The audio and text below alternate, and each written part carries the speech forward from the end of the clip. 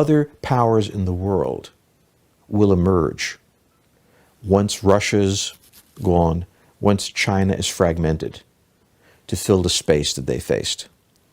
China is never going to be a major power on a global scale. Russia is going to be a great regional power, but neither are going to succeed deep into the 21st century. We must remember two things about Turkey above all else. It has one of the largest and fastest growing economies in the world, and in the region it by far has the finest armed forces. For 500 years, Turkey was the organizing principle of the Islamic world. Since 1918, it withdrew in itself. But it is returning. Turkey is returning to the prior state that it was in. Al-Qaeda is no longer a factor. There will always be radical Islamists in the Islamic world. There's been for 1,000 years. But the challenge of the Islamic world now is to recover from the chaos imposed upon it by the United States in wrecking Al-Qaeda. Whether the country is Iran, whether the country is Iraq or Afghanistan, whether it's Kuwait and Saudi Arabia, the desire now is for stability within an Islamic framework. And simply put, Turkey is so far the most powerful Islamic country, and so much the most economically effective, and historically the leader of the region, that it's very difficult to find any way in which it will not re-emerge into that role.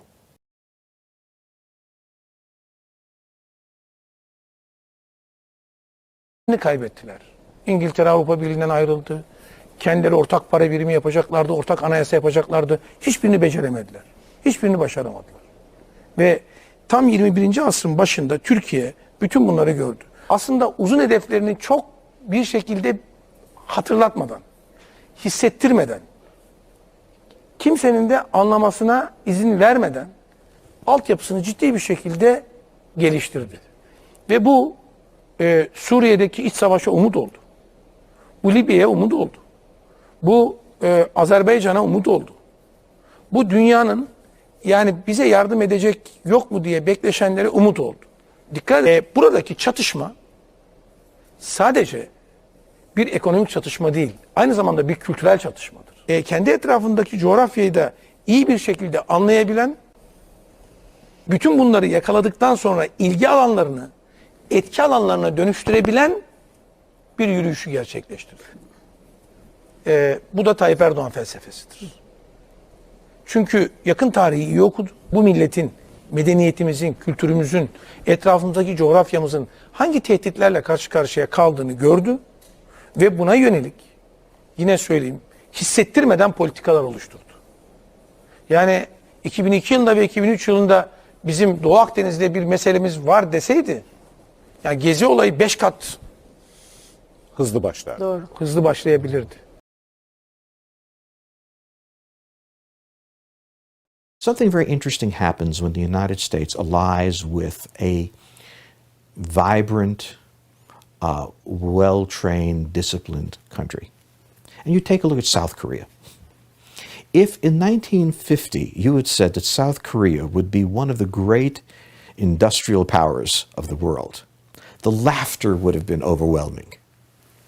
If in 1950 you had said Israel would be one of the great technological powers of the world, the laughter would be equally preposterous. What did these two countries have in common? They were strategic partners of the United States, in the United States achieving certain strategic ends. Remember, the United States has decided to put the ballistic missile defense system in Poland. It has decided to give F-16s to Poland.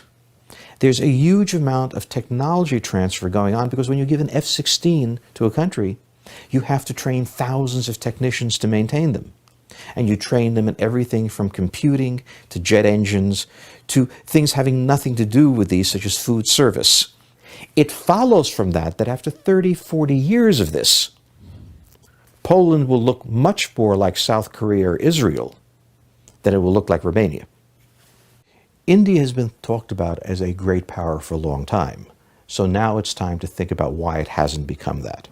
It hasn't become a great power because, in fact, it is not one single country, but an amalgam of smaller states forced together by the British and coming into independence with a central government. But the real power is not in the central government economically. It's in the various states. Some states develop, others choose not to. As an entity, it is so caught up in regional bureaucracies, regional politics, regional rules and regulations, that it's very difficult to do business in India, and even very difficult for the Indians to do business themselves.